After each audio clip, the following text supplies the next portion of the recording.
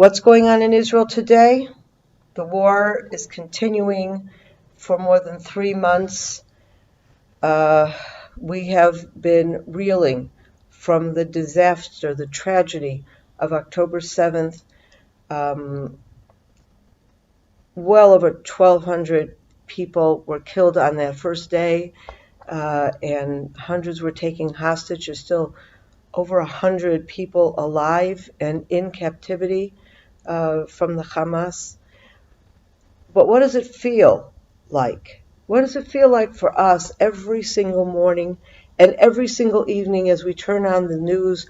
We find out that more soldiers have been killed in Gaza, uh, fighting, protecting the nation, looking for terrorists who are hiding in tunnels and suddenly popping up out of shafts and from nowhere. Um, Being very careful because soldiers are everywhere, so we can't just bomb from the air because then we could kill our soldiers.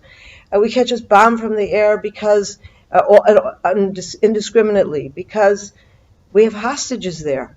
It is very, very difficult, and the war has gone on for a very, very long time, and it seems it will go on for a lot longer. Every one of us has family, children, husbands, parents who are in the war, who are fighting, who are stationed in communities, protecting the communities, who are going into the Arab villages in Judea and Samaria every night, finding terrorists. There are battles that are going on in Judea and Samaria themselves, in addition to the incredible fighting that is going on in Gaza.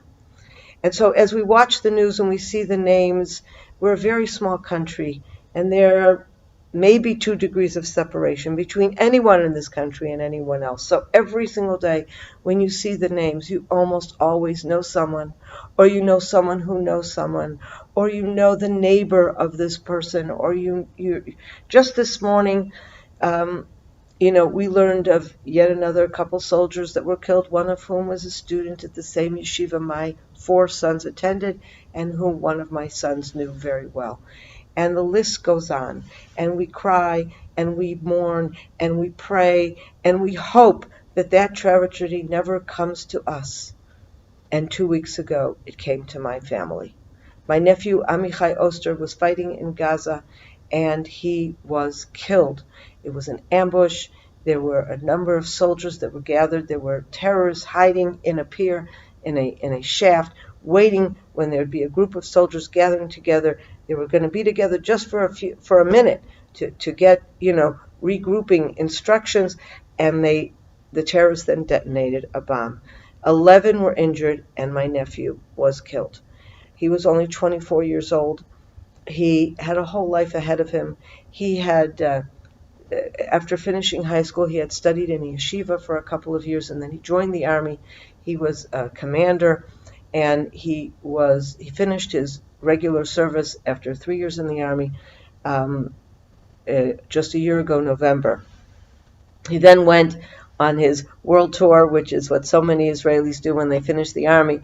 He toured all over Southeast Asia, and then he came back home for a bit, and then he went to the States.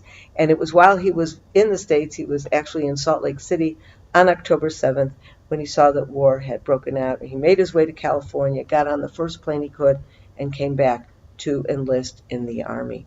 And he fought valiantly. He was a wonderful, wonderful guy, a young man who had enormous faith and who inspired hundreds of people, maybe thousands. Everybody he met and touched, he inspired in some way. And some of this, of course, we only heard during the Shiva, during that morning week, when so many people, hundreds of people, came to visit from all over the country, and so many brought stories of their personal encounter with Amichai, and it just enriched all of us in knowing more about Amichai, and of course the tragedy of his death. So terrible, so young, so much he could have done, so much he could have contributed, but there is a degree of comfort of knowing that he died.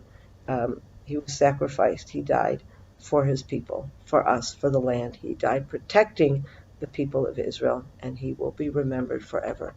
And I wanted to share that with you because you can't really understand what's going on in Israel if you don't understand, or at least have some sense of the pain and the tragedy that we are all going through today.